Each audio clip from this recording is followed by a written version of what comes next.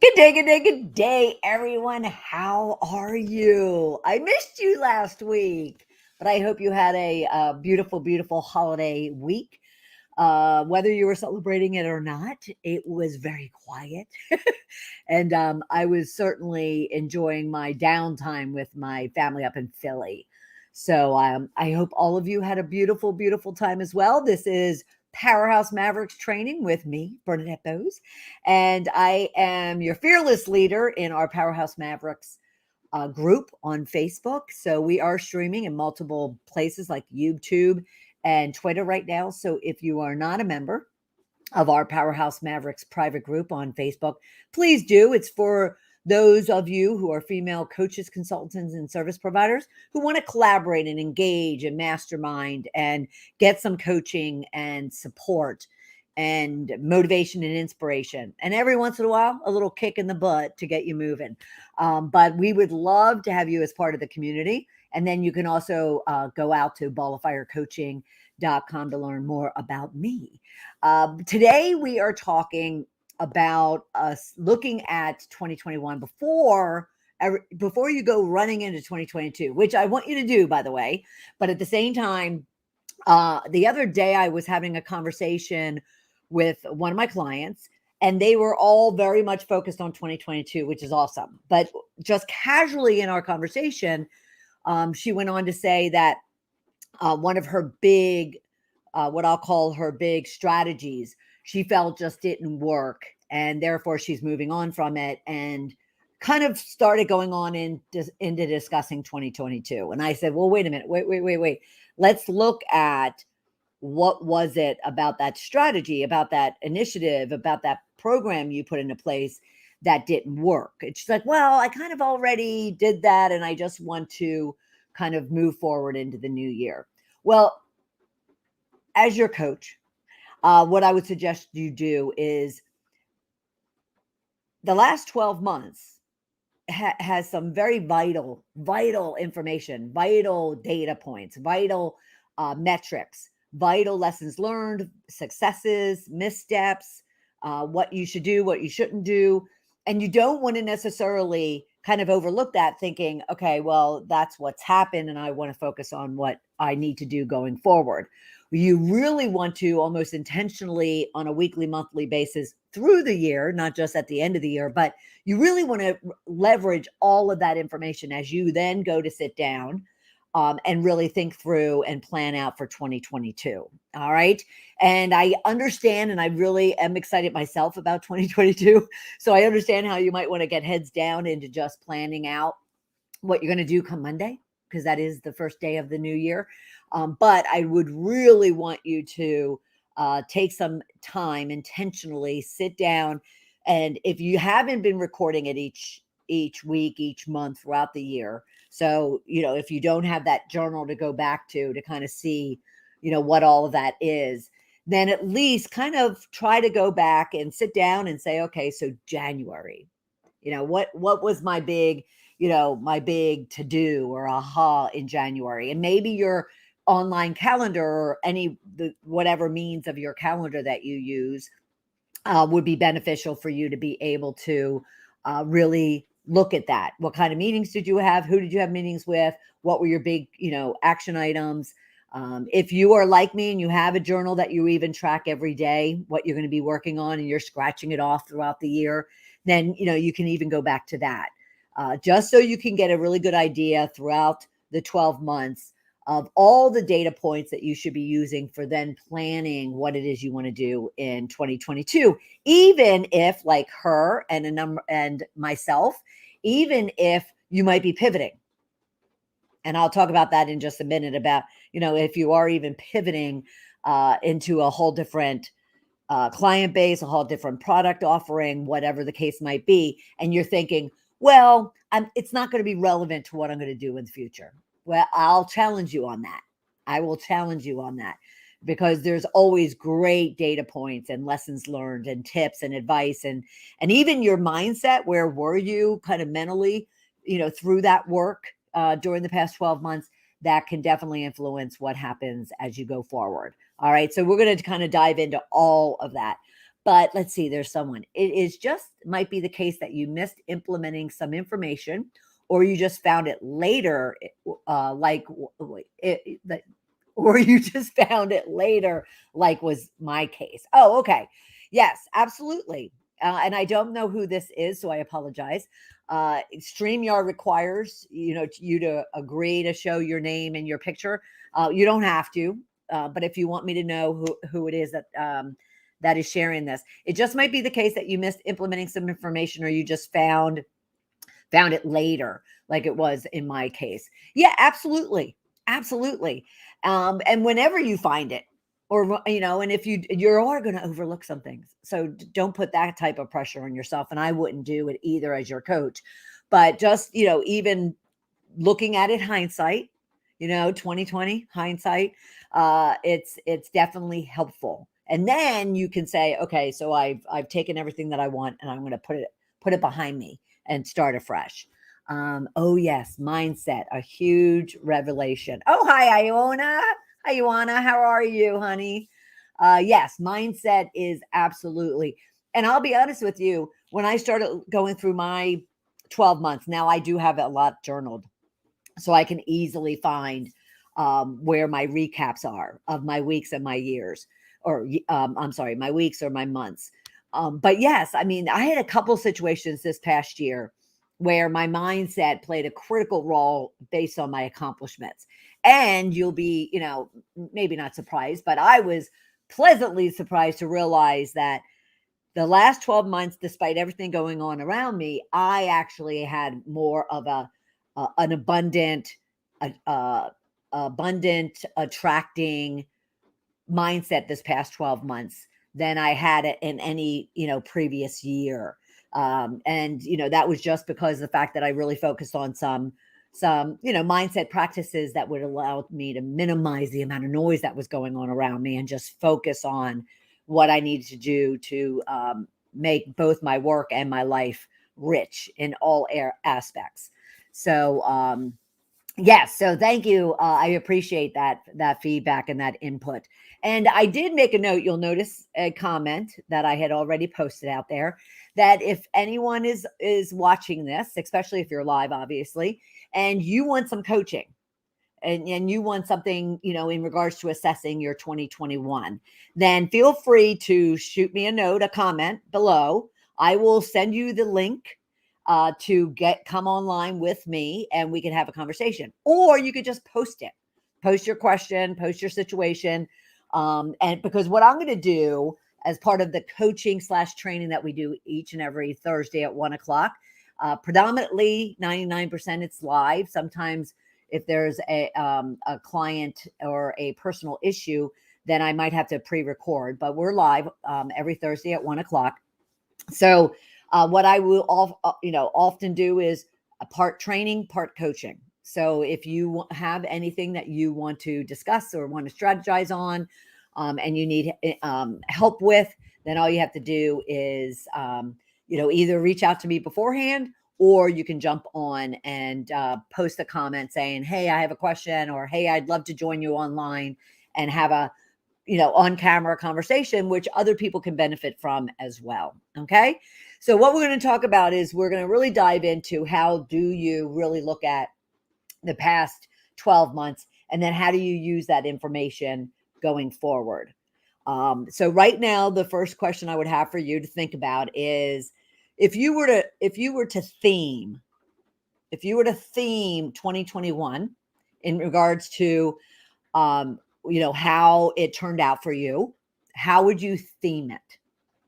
How would you theme it? One word, you can, use a couple words, but how would you theme this past year? Okay. And again, for me, I would say it was abundant. And that it doesn't necessarily mean it was abundant just financially, but even just personally, mentally, spiritually, emotionally, socially, professionally. It was just everything just was clicking. Everything just was clicking. Not to say there aren't things in my assessment that definitely, didn't work or went sideways or just didn't generate what I expected it to generate. So And that's okay. That's okay. We don't get through life without both, goods and the hards. So what we have to do is we have to learn how to leverage both of those things in our growth and in our kind of our movement forward. Let's see. The power of attraction is directly proportional with our mindset development. I love that. I love that. Yes, it is. Yes, it is the power of attraction. And I would say that your power of attraction is generated by your mindset development. So you kind of, if you were to flip that, I would say the more you can develop your mindset to be in an abundant, prosperous, attracting way and state of being, then all of a sudden it's amazing how the universe just starts to send you and create and generate what it is that you need and what it is that you're looking for. So yes, I absolutely, absolutely love that. And we will talk what you could be doing or what you should be looking at as far as your mindset from the past 12 months. Okay. So like I said, as you're looking back, consider the good, the bad, the ugly, what worked, what didn't work, the lessons learned and the blessings you've had, the tips and the advice and the missteps that were taken. Just look at anything and everything and really just kind of consider, okay, so of all this information, of all this data, what can I use to take with me? Even if you are, like I mentioned earlier, pivoting in a completely different direction, and you're saying to yourself right now, well, it's not really relevant. Don't dismiss it. Don't discard it until you really understand if it has any value or not. Okay.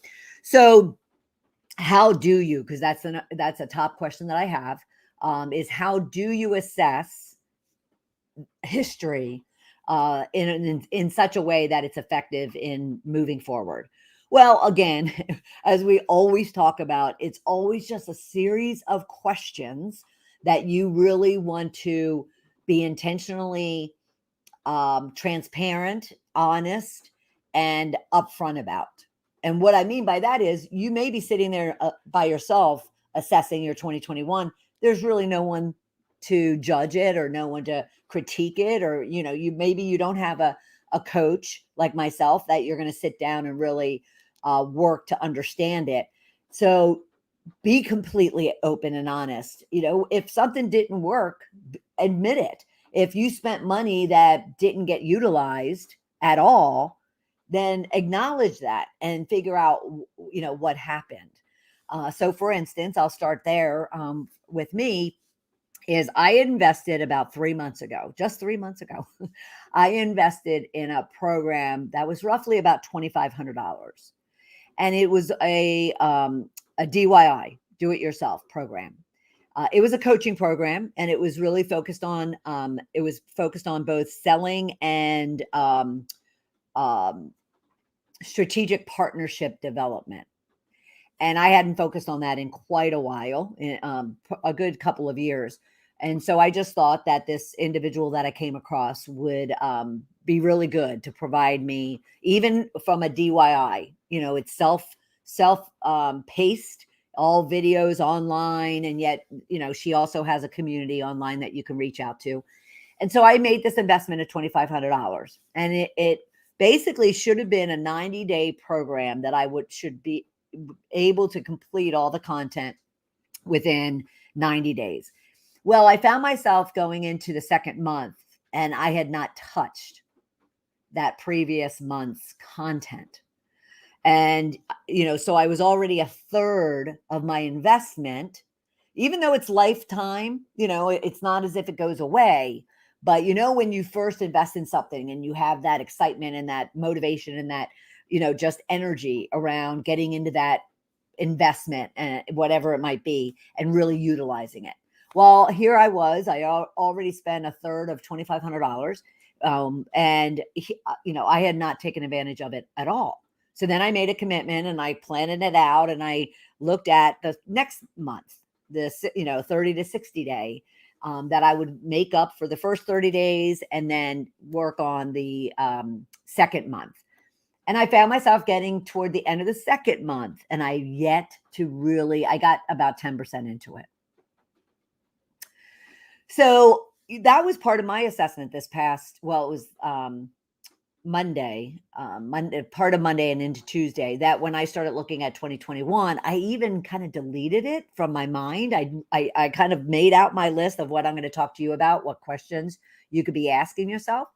And I even recognized that when I looked at it and I went month to month to month to month, and I kind of looked and said, well, wait a minute, I made this investment of this program and I had not even kind of recounted it. I kind of deleted it from my memory and from my mind and my urgency and my priority because, quite honestly, I was disappointed that I would make an investment of $2,500, which is not a little bit of money. And I totally kind of discarded it.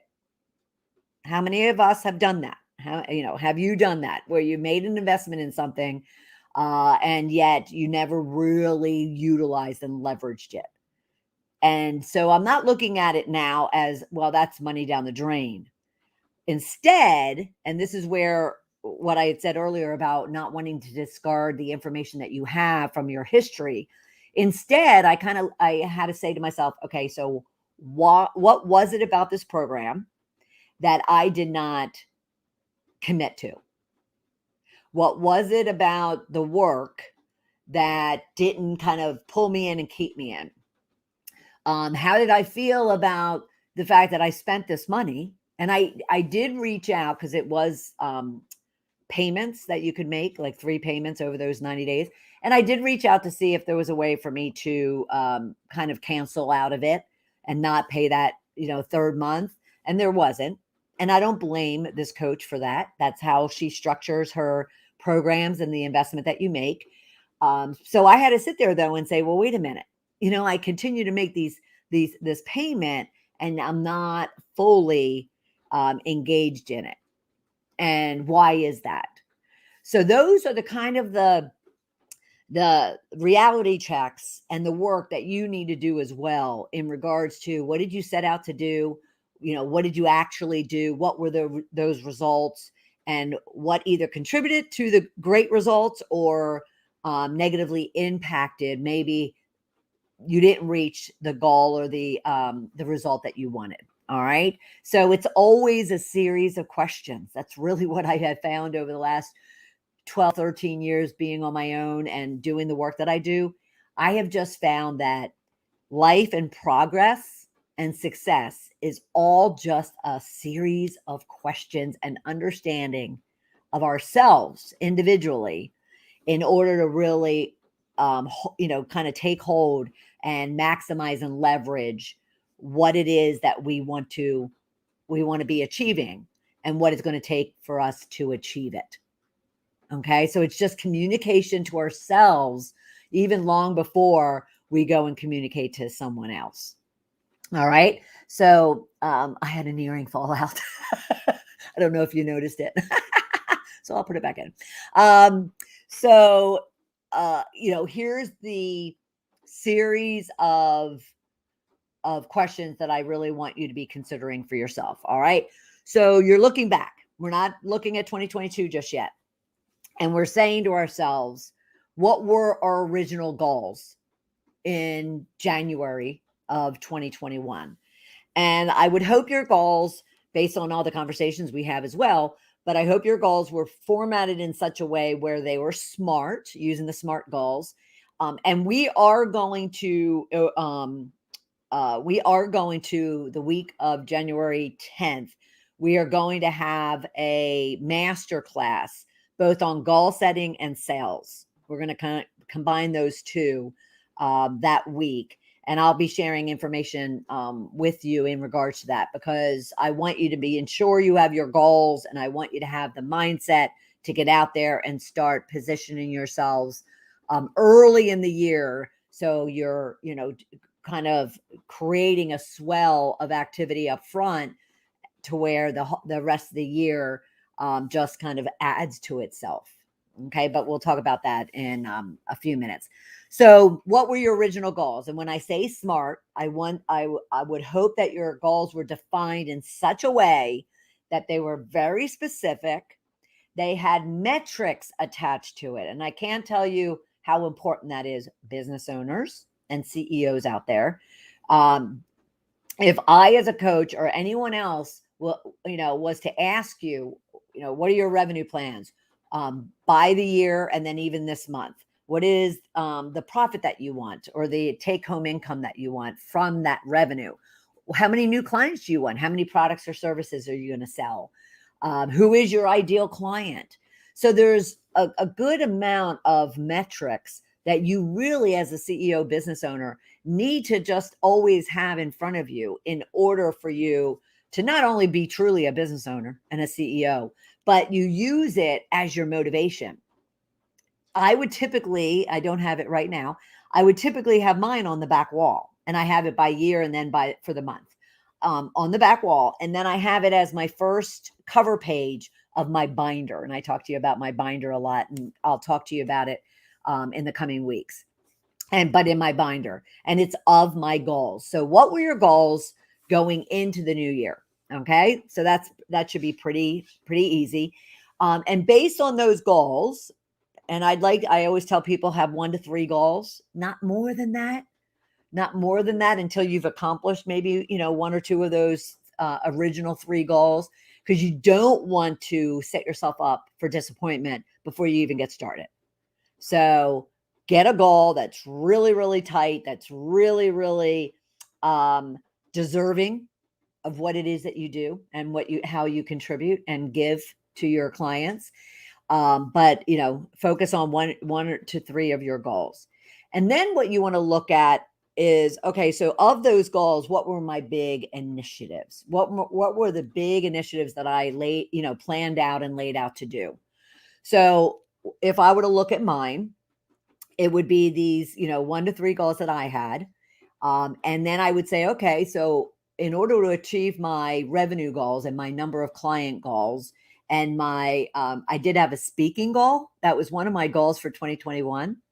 That went terribly, not wrong. It just didn't happen. I just never kind of focused my energies into finding speaking engagements. So by the end of the first quarter, that goal was already kind of put aside because I recognized it wasn't a priority. So when I went and assessed earlier in the week, 2021, I looked at my first 3, which included revenue, clients, and speaking. And I said to myself, oh, yeah, I kind of dismissed speaking at the end of Q1. Why? So the questions I'm going to suggest you ask yourself. I even asked myself. Okay. So lay out the initiatives that you had that were meant to support you accomplishing your 1 to 3 goals. And then look at, okay, so what did you achieve? What were you able to achieve based on those initiatives and those goals? And here is about achievement. Sounds self-explanatory, but here I really want you to even consider not what you were able to check off a box of your to-do list.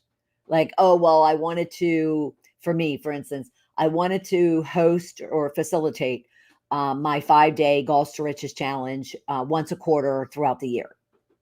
And then I'd be able to check that off because that's what I did. I want you to go beyond even the initiatives. I want you to go beyond to say, I achieved, and like I said, earlier, that my theme for the year would be abundance. And it was abundance in, every aspect of that word, especially mindset, especially the way I went out and served my prospects, my clients, my members of my group, everybody. I just felt abundant. And the results and the activity that was drawn to me was also abundant. So I want you to, when you look at not only what were my goals, what were my key initiatives to achieve those goals, I want you to look at what was achieved of those goals, of those initiatives, but also of yourself. Yours was growth, Ioana. Oh, I love that. So growth would be your theme for the year. Would you say that? Would that, is that what you would would say is growth would be your 1-2 word theme? If so, that's awesome. That's and I watched it and saw it. Yay! Yes, she said yes.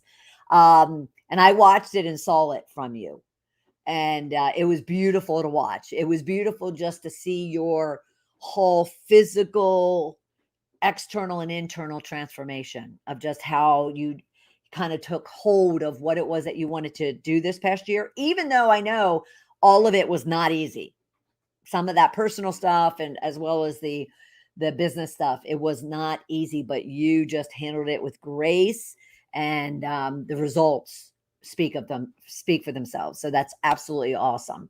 So think about all those things about what you were able to achieve, and then here's where you start getting real. What did you not achieve? All right, so for instance, I'll be straight up with you.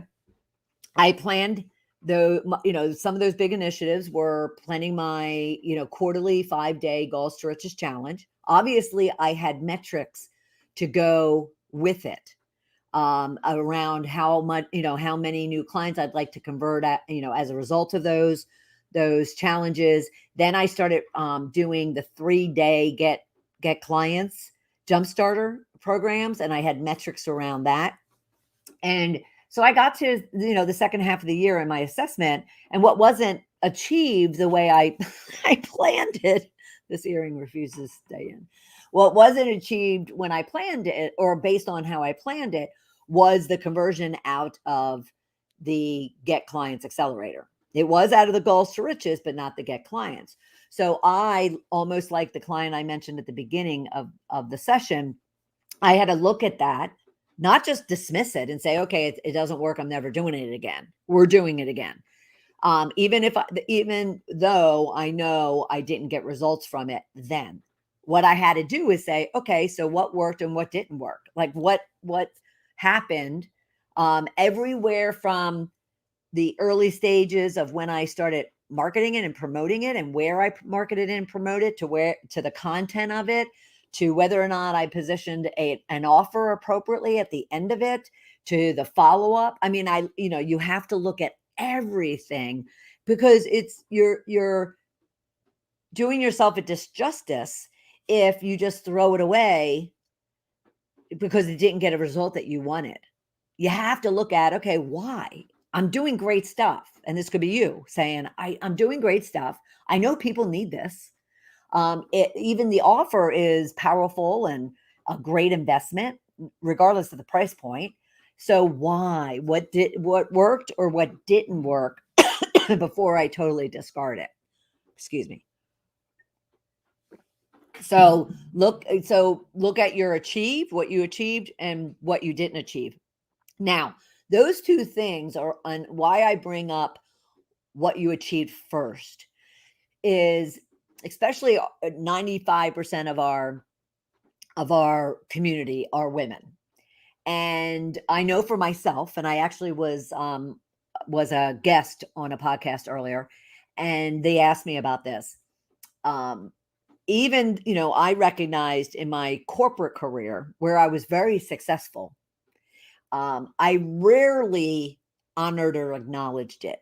I'm not saying boasted, but really just appreciated what I was able to accomplish as I went into working for myself. And then over the last, 14 years, I wasn't necessarily going out there up until about 4 or 5 years ago. I wasn't going out there and really using what I have learned and grown into and accomplished as my messaging to potential clients. I just wasn't using it. And I thought to myself, why? Why am I not like honoring my riches, as I call it?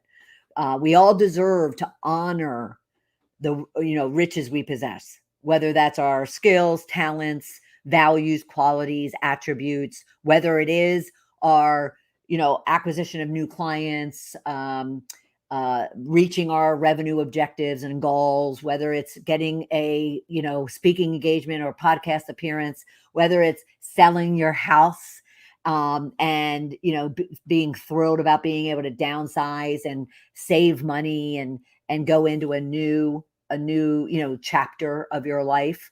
We need to feel as if we're not boasting, we're not being arrogant, we're not being conceited, we're not, kind of walking around like thinking that we're, awesome.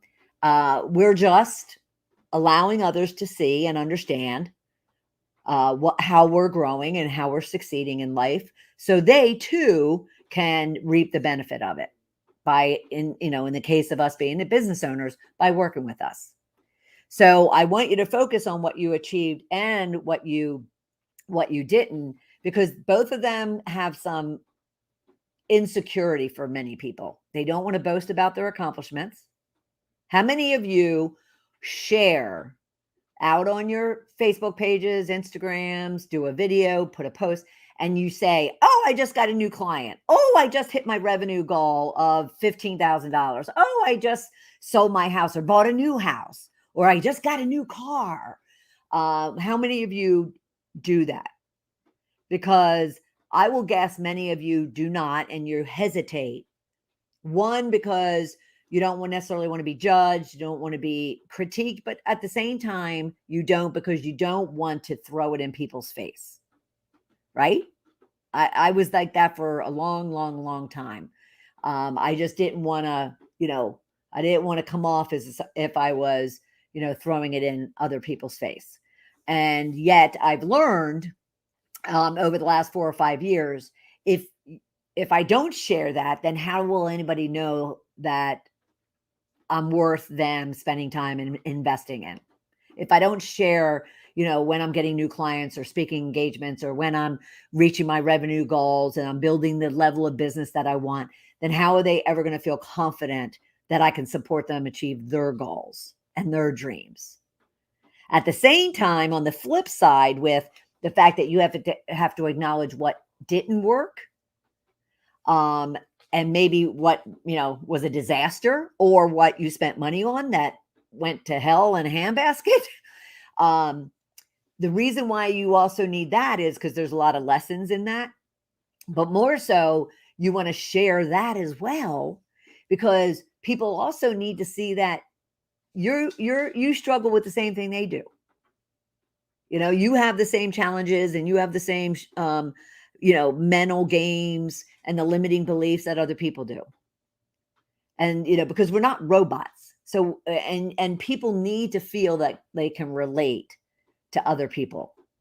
And so I have no problem.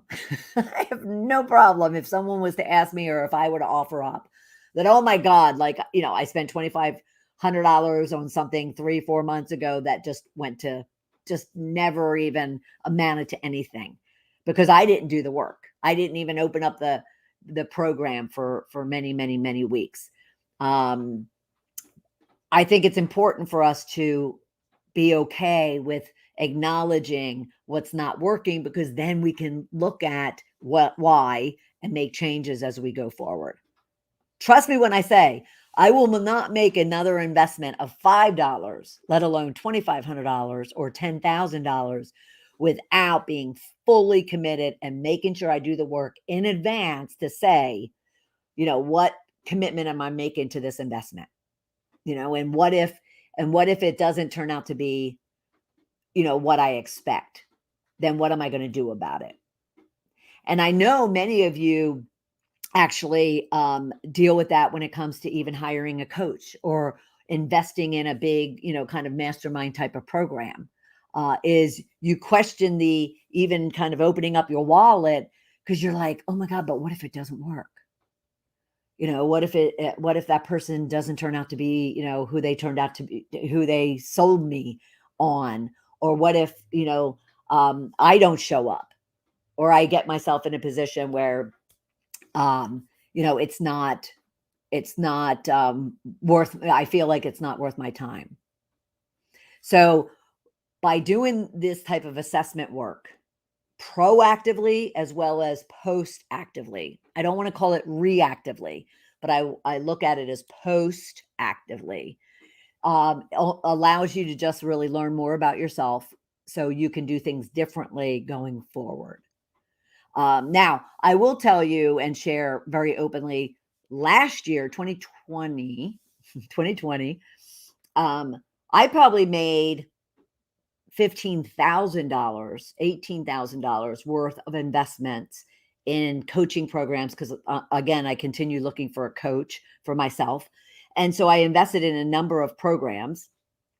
And, and yes, I was fully committed and I fully participated and I fully, completed it. Though my big goal for that work and that investment was to find a coach that I can continue with, that I really felt I gelled with and that really got me and provided the type of program, that I would thrive in. And yet I haven't found that. So, I said to myself at the end of 2020 that in 2021, that wasn't going to happen. I wasn't going to be spending $18,000 when I wasn't, absolutely certain that this person was going to be able to support me and get me where I want to go. So I did much better this year. I did much better this year. It was only $2,500. But again, that turned out to be not the program. That turned out to be when I started assessing this week. It wasn't the program. It was me.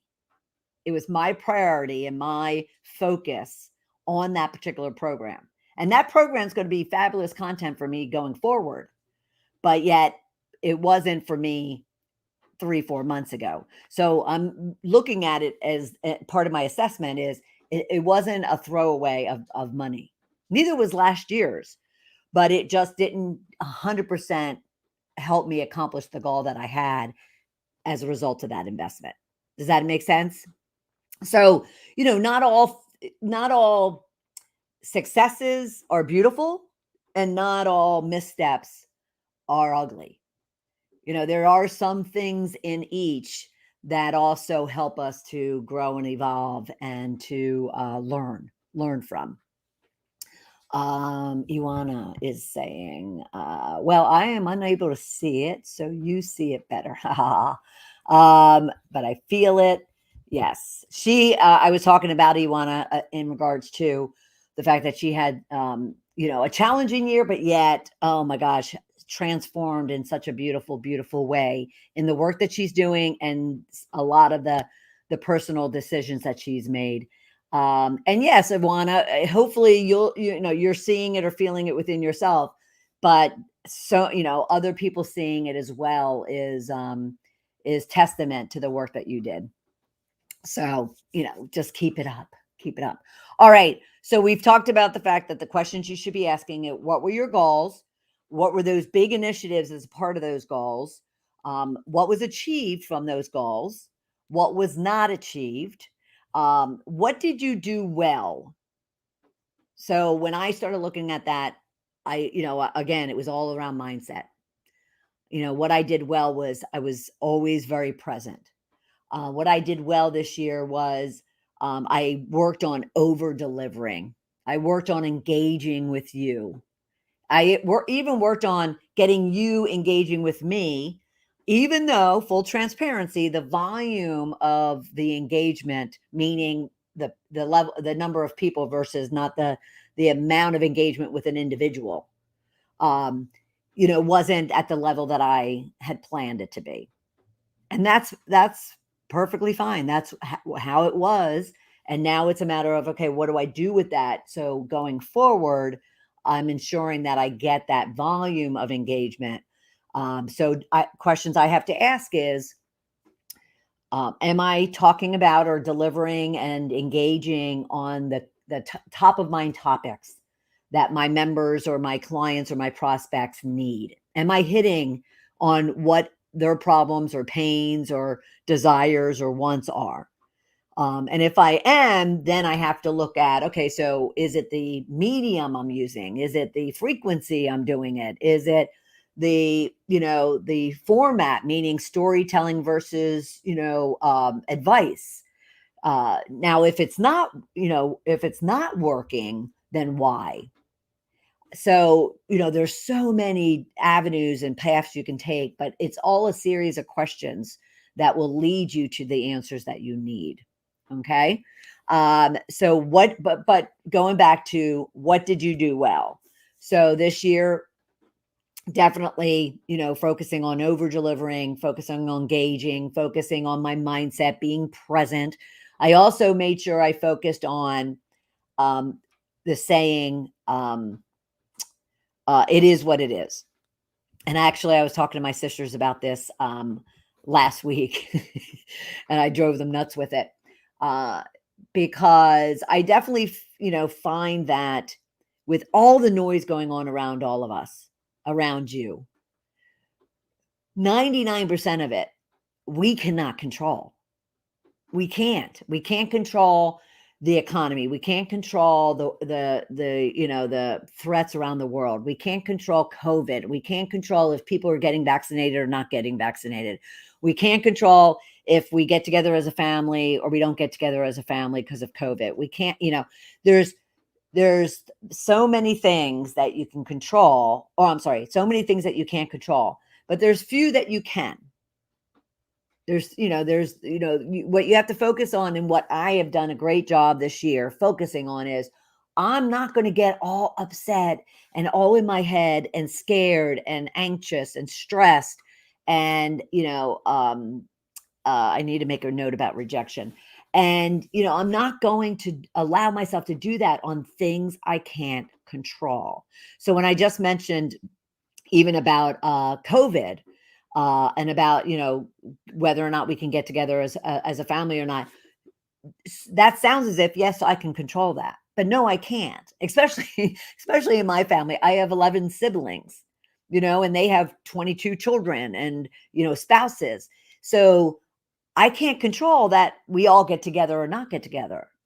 That's their decisions whether we do or not.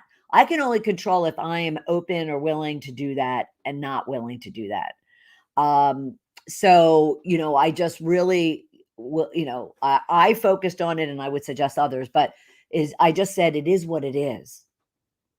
There's certain things happening around us that it is what it is. And I can't kind of go down, you know, down the well of despair or fear or doubt or insecurity or an unhappiness as a result of it. So I just need to focus on what I can control. And when I did that, I just found myself so much calmer and so much more at peace and more present, focusing on right now. Um, Ioana, you were talking about challenges for setting objectives for next year. I have a question. All right, let me put up your question. How would you shift your mindset in getting out of the comfort zone in connection with people online? I have challenges with that. Okay, so I might need a little bit more information, Ioana. So how would you? Because I first read this as maybe people online weren't being supportive or positive, and therefore it was draining you or making you feel insecure or questioning yourself. But I have a feeling what you might be asking, so clarify this for me. Are you asking about the fact that because your business is predominantly your business is online, and therefore um, how can you feel more comfortable reaching out to people, prospecting wise, in order to introduce them to your business and see if they want to buy from you? Is that what you're wanting to do? Just share a little bit more about your question so I can make sure I can answer it properly. Okay. What is the real challenge that give me a scenario and I can talk to it. So while she's doing that, I'll just move on. So, so what did you do well is what we were focusing on.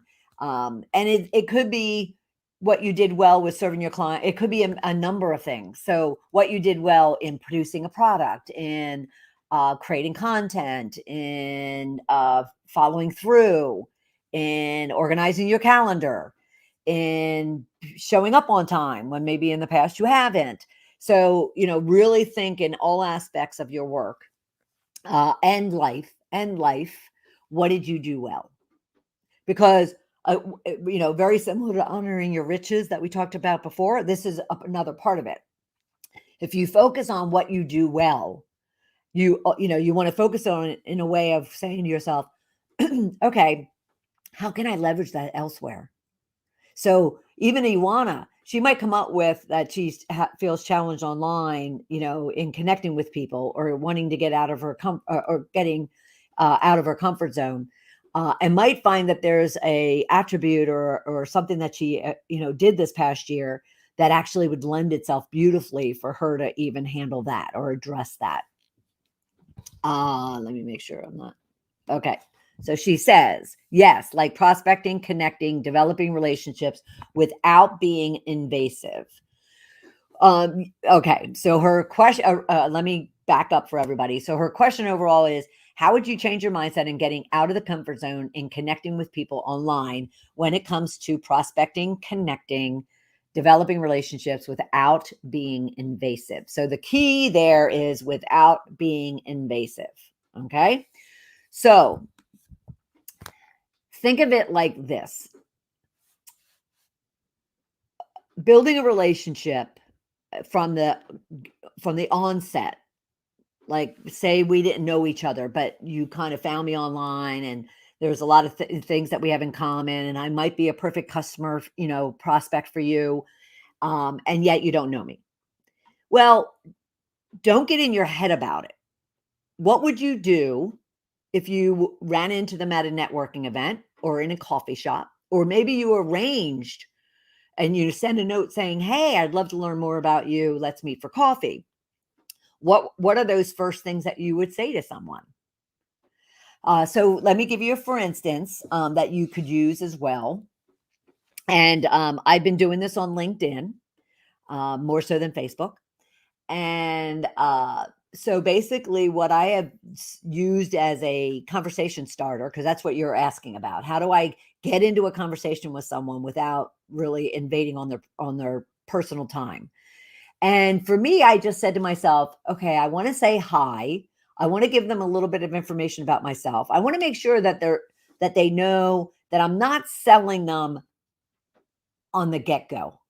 Now, anybody who is on Facebook doing business or LinkedIn, all parties know you're there to sell something. But to your point, it's a matter of how do you, approach that. So you're not in someone's face and you're not being one of those pushy salespeople. So it's a matter of what would you do if you were sitting, in a room of women that you don't even know, and yet you have a product, which you do, healthcare products, beauty products. How would you start a conversation with them? What would you say in order to learn more about them? Initially, to learn more about them, okay, not about your products, more about them as people, that then could eventually lead to the fact that, oh, by the way, I have this product that might be good for you. So this is one of those situations where I would tell you, let go of your desired goal. Like, let it go. That's when most people, like what you're doing right now, getting in your head about coming off as invasive, because you're thinking to yourself, well, I want this person as a customer, and therefore, I want that dollar figure, and therefore I need to reach out to her, and therefore I need to get, to a point with her that I can offer my product. Forget all that. Forget all of it. Go and search and query for your perfect ideal clients, and then put aside the end goal of selling your product and just work to get to know them. So, as I was saying, so my introductory email on LinkedIn has generated, trust me when I say I've probably sent out like 1,000 of them. And I've probably gotten a handful of people that have been very abrasive, like that basically said, I'm not interested. Don't try to sell me. A handful. Everyone else has answered it in one way, shape, or form. So let me tell you what I wrote. I wrote something to the effect of, "Hi, Iwana. My name is Bernadette. Um, I am a business coach by trade, but my real passion is playing pickleball. I'm not here to sell you anything. I just want to, I just noticed that, you and I have a lot in common, and or, you're another female business owner and would love to connect. Um, have you played pickleball? What is your passion or what is your hobby outside of work that gets you really excited? I'd love to know. And that's what I've sent. And I've gotten, 90%, that answers and will tell me, well, I don't know what pickleball is. And like I said, that handful of people that are just like, don't even try to sell me something. And then the rest of them just didn't respond, because they probably got lost in, their Facebook stream. So to answer your question, I would simply treat connecting online like you would connecting in person or on a phone call. Just take time to get to know them, put aside, your end goal, and just serve and just get to know and just learn. Um, and you'll find your now does that mean that you're going to have to be communicating, over a longer period of time than you probably want to? Sure. Um, but to go from stranger to client, even customer of a product versus service, there has to be some steps in between. Yes, there's ways, if you're going to spend a good amount of money online, there's ways you could advertise those products that you have, that simply you don't have to even show up, and you're spending money to put an ad in front of your perfect ideal client for them to hit a button to buy now. We see those sponsored ads all the time. And you can certainly do that if you have the monies and the funds to do it and do it right. But for those of us who don't, and or we're not ready for that, then it's going to take a little longer to build relationships, as far as especially online. So I would just have a conversation as if you're sitting across the table from them, getting to know them over coffee. And that's how you can initiate a conversation with them. Okay. But I get a number of them myself, whether it's Facebook or LinkedIn. And there's some people who are very kind of in your face, where, the first email is, hi, I'm Joe, and I see you're a business coach, and I help coaches earn $10,000 every month. And here's my product, or schedule time with me to talk. Quite honestly, I hit delete, because sometimes they don't even look at my profile. And I can tell they didn't look at my profile, or sometimes they didn't hit on a message that resonated with me, or the fact that I don't want to necessarily be sold on the first communication that I receive from somebody. Does that make sense? And feel free to, schedule time with me to talk about that more in depth. Okay. All right. So let's get back to, in our last several minutes, we talked about assessing what were your goals, what were the big initiatives against those goals, what did you achieve, what did you not achieve, what did you do well, what didn't go well, So I shared some of that about, from my work, of what didn't go well, and what would you do differently. So all this information now provides you the opportunity to say, okay, now I'm going to look in the future, and I'm going to say to myself, okay, what would I change? Now, you don't want to, because I don't believe in regrets. So you don't want to go back and go, oh, I wish I had done this. There's no use. You can't undo what you already did. So don't worry about that. Now, you can put a line, across that assessment, and say, okay, so based on all this information, what will I do differently going forward? And, I'd mentioned at the very beginning that, a lot of my assessment called out my need to focus on an additional, I'll say, an additional client target. I attracted a tremendous amount of corporate work this past year without prospecting, without targeting them at all. It was all referral. And a couple of them actually weren't even referral. They just happened to find me, whether it was my YouTube videos or my radio show and or my LinkedIn presence. And they reached out to me to hold speaking engagements or online working workshops for them. So I had to sit there and say to myself, well, wait a minute, I'm really focused on female business coaches, consultants, and service providers. But I can't ignore that there's this other group of people from a corporate perspective. So I kind of said, okay, so what would I do differently this coming year?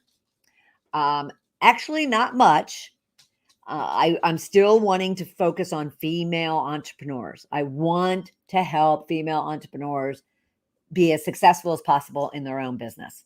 And it's coaches, consultants, and service providers. However, that said, I will leverage LinkedIn to just share content, not market message, not really prospect, but just share messaging and my content that will then attract, like it did this past year, opportunities to speak and be on podcasts and do workshops and trainings and other engagements. So, that's something that might come out of your own assessment when you say to yourself, okay, what worked, what didn't work, what were my goals, what did I accomplish, what didn't I accomplish, and what would I do differently? Okay. So before you run into 2022, just take a look at 2021.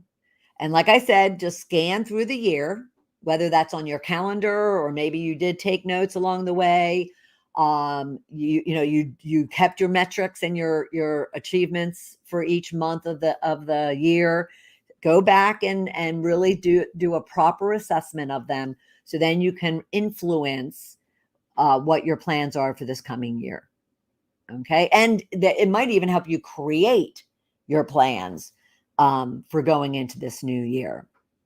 Now, as I mentioned, we will be, and you'll see it within the Powerhouse Mavericks group on Facebook. So for those of you watching on Twitter or YouTube, come over to our Facebook Powerhouse Mavericks. We're going to have a bang of a year in 2022. That is my goal. And we will have a series of masterclasses and challenges centered around goal setting and selling and getting clients. So pay attention for that. But right now, if you have not worked on your 2022 plans, and we can even put in this assessment piece of it. So if you have not, then I am scheduling. I'm not sure what happened there. I am scheduling one-on-one strategy sessions where we're going to dig into your business, where you are right now, where you want it to be, where you landed up, and then where you want to be going and what it's going to take for you to get there.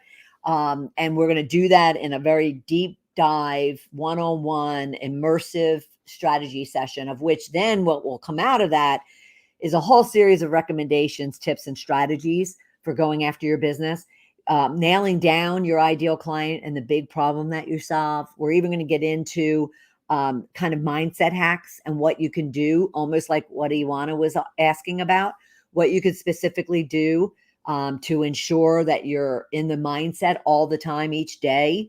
And when you're not, then what do I do to work through it, or sit in it, or, overcome it, so you can kind of keep on track and keep working.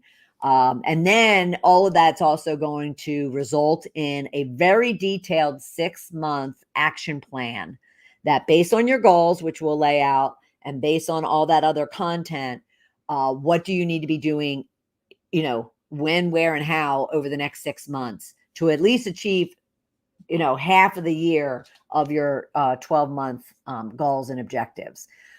So take a look at the link below, coachwithbernadette.com/strategy session. It's really for a small investment of $225.